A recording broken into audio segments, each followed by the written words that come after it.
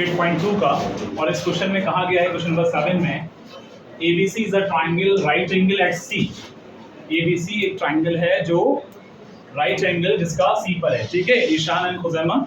और आगे का है a line through the mid point M of hypotenuse AB and parallel to BC intersect AC at D।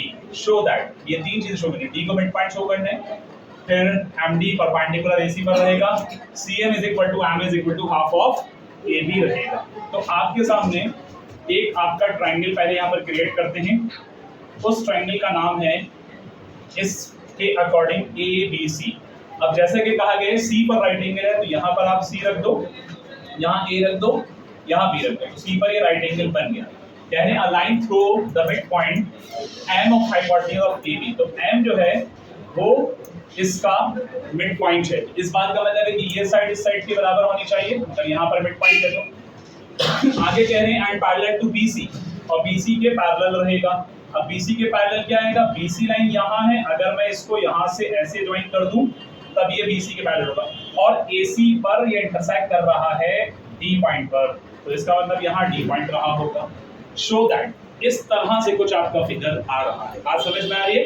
अब आपको क्या शो करना है कि D is the mid point of AC। आपको D का मिड पॉइंट शो करना है, D को एक मिड पॉइंट शो करना है AC का। दूसरी बात कि MD परपेंडिकुलर हो रहा है AC पर, यानी यहाँ 90 डिग्री बना रहा है, ये हमें प्रूव करना है। तीसरी बात कि CM जो है, CM कहाँ से आएगा, जब हम इस लाइन को इस लाइन से ज्वाइन कर देंगे, यानी CM जो है वो MA के इक्वल होगा और हाफ ऑफ AB होगा, वो बात की बात है। तो सबसे पहला स्टेप हम यहाँ पर ये रखेंगे, अगर D को मिड पॉइंट लाना है तो हम फॉलो करेंगे इन ट्राइंगल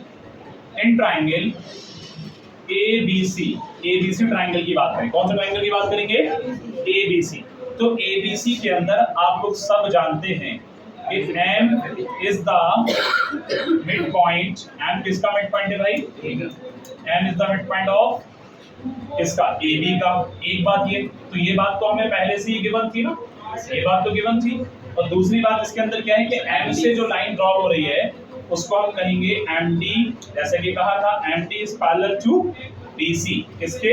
BC के पैरेलल। तो भाई किसी भी ट्राइंगल में, ईशान और खुजैमा, किसी भी ट्राइंगल में जब एक साइड पर मिड पॉइंट आ जाए और उस मिड पॉइंट से वो लाइन पैरेलल हो जाए दूसरी के, तो जहां पैरेलल होकर के इंटरसेक्ट करेगा वो तीसरी लाइन का मिड पॉइंट बन जाएगा by converse of mid point theorem. तो हम कह सकते हैं by converse of mid point theorem, यानी कन्वर्स ऑफ MPT शॉर्ट में कह रहे हैं। तो यहां हम कहेंगे कि D is the mid point, D is the mid point of, किसका मिड पॉइंट है? इसका AC का। ये बात एक प्रूफ आपकी हो गई, ठीक है, इतनी बात समझ में आ गई। D converse of mid point से D मिड पॉइंट हो गया इस यहाँ इस साइड का। तो दूसरा पॉइंट हमें MD को परपेंडिकुलर रखना है। MD को क्या करना है? परपेंडिकुलर AC के करना है। तो MD को AC के परपेंडिकुलर करने के लिए हमें ये प्रूफ करना होगा कि ये भी 90 का हो जाए बच्चों, तब जाकर के परपेंडिकुलर। लेकिन उससे पहले मैं एक छोटा सा काम यहाँ पर करूंगा, वो ये है कि अगर मैंने इसको इससे ज्वाइन किया, अगर इसको इससे ज्वाइन किया और इस पॉइंट का नाम मैंने यहाँ पर E रख दिया, क्या रख दिया? E रख दिया, ठीक है। हाँ, डायरेक्ट भी हो जाएगा, डायरेक्ट भी वैसे हो जाएगा। तो देखिए जो क्या कहते हैं BC है वो पैरेलल है MD के, तो सही है, BC MD के पैरेलल है, तो कॉरेस्पॉन्डिंग वो कोई इंटीरियर एंगल वैसे भी आ रहे हैं। इसको रिपीट कर देते हैं, ठीक कह रहे हैं, यहाँ पर कोई इंटीरियर एंगल पॉसिबल हो रहे हैं तो डायरेक्ट भी कर सकते हैं, इसकी रिक्वायरमेंट नहीं होगी। तो यहाँ हम मैं फिर से रिपीट कर देता हूँ। एक्चुअली जैसा कि हम देख रहे हैं कि ये लाइन इस लाइन के पैरेलल है, तो अगर ये 90 का पहले से ही दे रखा था, क्यों क्वेश्चन में कहा था कि 90 डिग्री कहाँ बनेगा? C पर बनेगा। तो यहाँ ट्रांसवर्सल के एक अंदर एक बाहर यहाँ कॉरेस्पॉन्डिंग एंगल आ जाएंगे, कोई इंटीरियर एंगल नहीं बल्कि कॉरेस्पॉन्डिंग एंगल आ जाएंगे। यानी अगर हम किसी भी पैरेलल है, देखो आप लोग जो बच्चे हंस रहे हैं या जो बच्चे तफरी कर रहे हैं वो जरा फोकस करना, यहाँ ये वाली लाइन इस लाइन के पैरेलल है और ये पैरेलल लाइन में एक अंदर है दोनों के बीच में और एक बाहर है, तो ये दोनों आपस में इक्वल तब होते हैं जब ये कॉरेस्पॉन्डिंग एंगल होते हैं। तो ये कोई इंटीरियर नहीं बल्कि अब्दुल कॉरेस्पॉन्डिंग बनेंगे। तो यहाँ पर वन सेकंड यहाँ पर जो है हमें एक, मैं आपको बता रहा हूँ कि ये लाइन अगर इस लाइन के पैरेलल है और यहाँ पर मैंने ये ट्रांसवर्सल ड्रॉ कर दिया, समझ में आ रही बात? ट्रांसवर्सल ड्रॉ कर, ट्रांसवर्सल के सेम साइड पे एक अंदर और एक बाहर अगर होता है तो इस तरह से कॉरेस्पॉन्डिंग होते हैं, तो वो चीज यहाँ नजर भी आ रही है। एंड अब देखो यहाँ सेकंड पार्ट को हम ट्राई कर रहे हैं, सेकंड पार्ट की कोशिश करेंगे 90 डिग्री हो जाए, तो वो किस तरह से होगा। हम देख रहे हैं कि BC लाइन पैरेलल है किसके बच्चों, MD के, ये बात तो हमें जानते हैं, लेकिन हम ये भी जानते हैं कि एंगल C जो है वो 90 डिग्री का है, क्योंकि ये बात क्वेश्चन के अंदर गिवन थी। ठीक है, क्वेश्चन के अंदर C एंगल को 90 डिग्री का कहा गया था ना कि 90 डिग्री बनेगा C पर।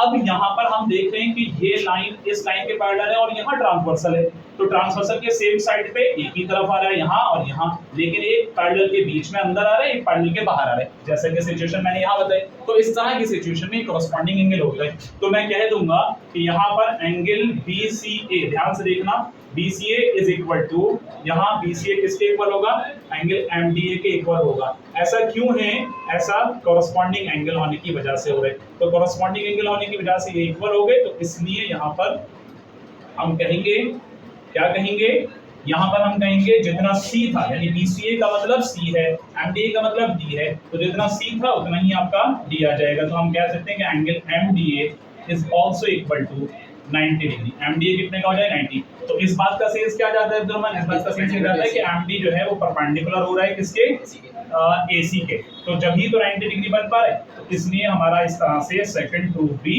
हो चुका। क्लियर। अब थर्ड प्रूफ में क्या कहा गया है, थर्ड प्रूफ के लिए यहां हमारे सामने देखिए जरा, थर्ड प्रूफ के लिए हमें क्या करना है बच्चों, हाँ, तो इसमें कहा गया है CM, जरा गौर से देखना, CM is equal to, CM ये वाली लाइन है, is equal to MA is equal to half of AB। तो CM को MA के बराबर प्रूफ करने के लिए कहीं ना कहीं हमें उन ट्राइंगल को फॉलो करना पड़ेगा ताकि वो ट्राइंगल कॉन्ग्रुएंट प्रूफ हो जाए। अब कौन कौन से ट्राइंगल, देखो एक ट्राइंगल तो आपका AMC बनेगा, ठीक है, दूसरा ट्राइंगल हमें कौन सा लाना चाहिए बताइए। अगर मैंने एक ट्राइंगल AMC लिया, या मान लीजिए कि MA को लेने के लिए मेरे पास एक ट्राइंगल AMD भी आ रहा है और एक ट्राइंगल CM को लेने के लिए मेरे पास CMD भी आ रहा है, तो ये वाले को जो आपको ट्राइंगल नजर आ रहे हैं CMD और दूसरा AMD, ये दोनों के दोनों ट्राइंगल को लिया जा सकता है।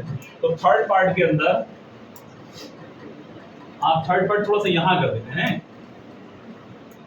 अब मैं कौन कौन से ट्राइंगल ले रहा हूँ, इन ट्राइंगल AMD, ध्यान से देखिएगा, इन ट्राइंगल AMD। अच्छा ये चीज जरा चेक कर लेते हैं कि जो ट्राइंगल हम ले रहे हैं क्या हमारे पास वो चीजें रेडी हैं, AMD और दूसरा हम कौन सा ले रहे हैं, CMD, तो दोनों के अंदर MD कॉमन आ जाएगा।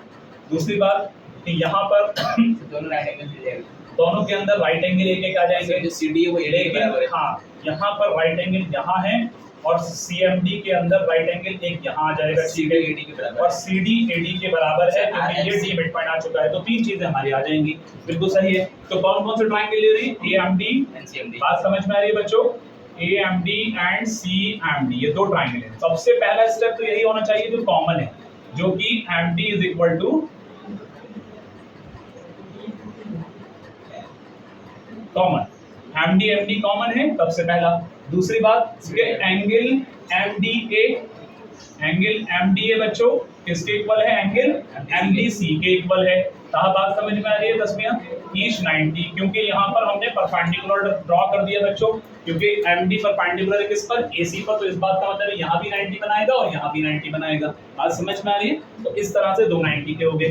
अब तीसरी चीज क्या है, D को हम पहले पॉइंट में मिड पॉइंट प्रूफ कर चुके थे, D को हम मिड पॉइंट प्रूफ कर चुके थे। जब D मिड पॉइंट इस साइड का होगा तो हम कहेंगे कि CD इज इक्वल टू बच्चों किसके हो जाएगा, AD के हो जाएगा। तो यहाँ पर D is the mid point, अब आप प्रूफ कह लीजिए या D is the mid point. बात क्लियर हो रही है सबके, अजहर, अतीब, जहीर, तो ये D मिड पॉइंट। अब यहाँ तीन चीजें आ गई, एक 90 डिग्री आ गया, बाकी दो चीजें आ गई अलग। तो हम यहाँ कहेंगे कि ट्राइंगल, इसका नाम है AMD is congruent to triangle इसके CMD के by which criteria, by SAS criteria, by SAS criteria से यहाँ पर congruent हो जाए। जब कोई भी दो ट्राइंगल congruent हो जाते हैं तो उनके corresponding sides, corresponding angles आपस में इक्वल हो जाते हैं। तो हमारी ये वाली साइड कहीं ना कहीं, ये जो मैंने राइट से बनाई है, ये साइड इस साइड की इक्वल हो जाएगी बच्चों। बात समझ में आ रही है। तो हम यहाँ क्या कहेंगे, यहाँ पर कहेंगे CM is equal to MA, और CM MA के इक्वल हो गया, ये किससे हुआ है बच्चों, बाई CPCT से, यानी corresponding part of congruent triangle. ठीक है, ये यहाँ से आपका थर्ड पार्ट है, ये वाला आपका। ठीक है, ये फर्स्ट पार्ट प्रूव किया था, फिर इधर हमने सेकंड प्रूव किया, फिर ऊपर थर्ड कर दिया। ठीक है, यहाँ से आपका सेकंड चल रहा था और ये वाला आपका फर्स्ट पार्ट प्रूव किया था। ठीक है, अब यहाँ हमने CM को MA के इक्वल कर दिया, CM को यानी ये वाली साइड को इसके इक्वल, लेकिन MA ऑलरेडी AB का हाफ था, क्योंकि M is the mid point of AB, that is given. बात समझ में आ रही है? तो इस बात को मैं डायरेक्टली इस बात को लिख सकता हूँ ना इस तरह से बच्चों, कि CM is equal to MA, जैसा कि थर्ड पार्ट प्रूव करने का बोला है, MA के प्रूव हो गया, लेकिन MA कहीं ना कहीं AB का हाफ है, half of AB, that is proof. इतनी बात सबके क्लियर हो गई? चलिए इसको नोट कर लीजिए।